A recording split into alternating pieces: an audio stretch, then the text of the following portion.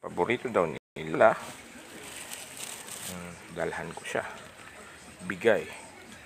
Dami naman tayong nakukuha. Yeah. Mabolo. Mabolo. Ito pa, isang batya. Hindi ko pa naisis. Ito nakuha ko kagabi. Ayun, sus. Yan po, hinog na. Pipindutin ko. Hinog na yan. Maniba lang. Kita nyo? Maniba lang. Yan. Kumbaga magbigay ka kasi na binigay lang din sa akin. Kumbaga, free lang to. Kailangan ko pa magpahigpit ng kadena kasi kakalag-kalag.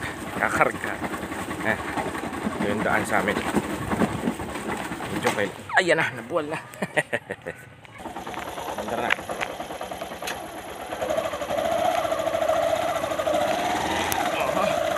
First gear. Ayan na, Biyan ni PJ, karterong turista. Uy, helmet muna kasi bawal dito.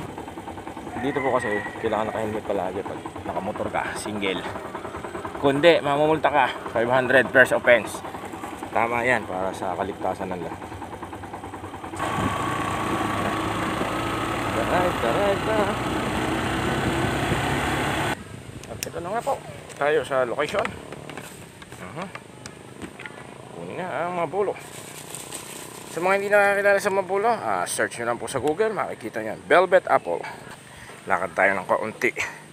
Nasa 6 o 7 kilos. Sarap niyan.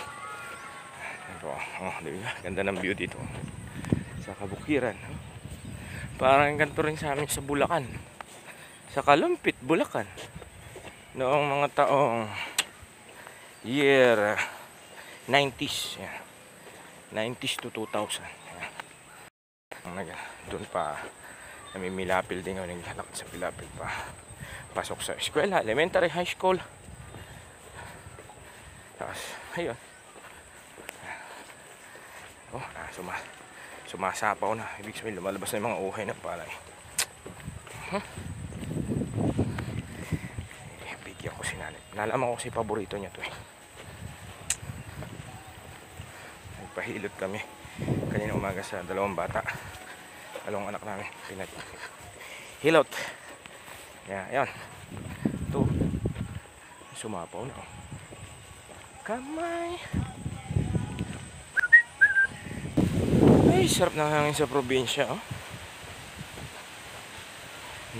Umihihip ang hangin. Tagong-tago ang lugar. Ang daming niyog. Puno.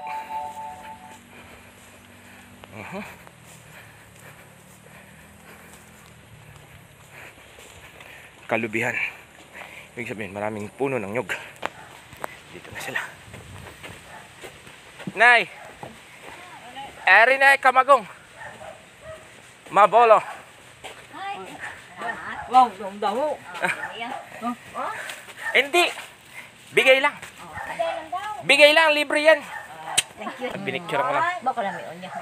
Sige po. Ayun na nga po. At nakapagbigay na tayo ng paboritong prutas ni nanay, ang Mabolo. Or dito sa Visayas region, ang tawag ay Kamagong. Yun. Depende kasi sa tao kung na-appreciate niya yung amoy. Pero kung magbabase ka lang sa amoy, like example, yung durian. Yung durian, sabi, mabaho.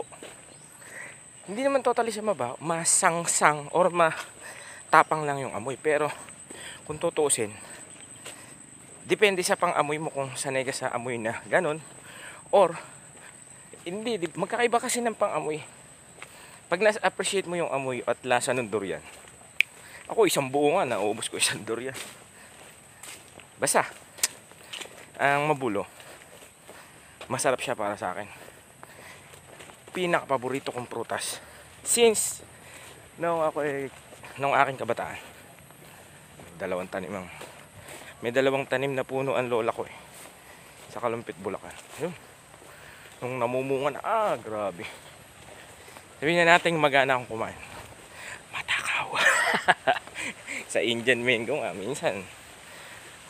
PJ, kumuha ka mangga. Sabi na, ako. Tapos pag-akit ko sa puno. Sige po, kain muna ako. Kain muna ako mga 5. Minsan umabot pa ng 7, 10. Tsaka ako kukuha. Laking probinsya kasi. Sige po. Salamat po.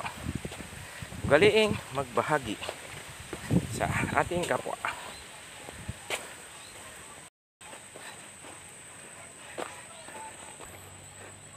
Hanggang sa muling biyahe ni PJ, karterong turista.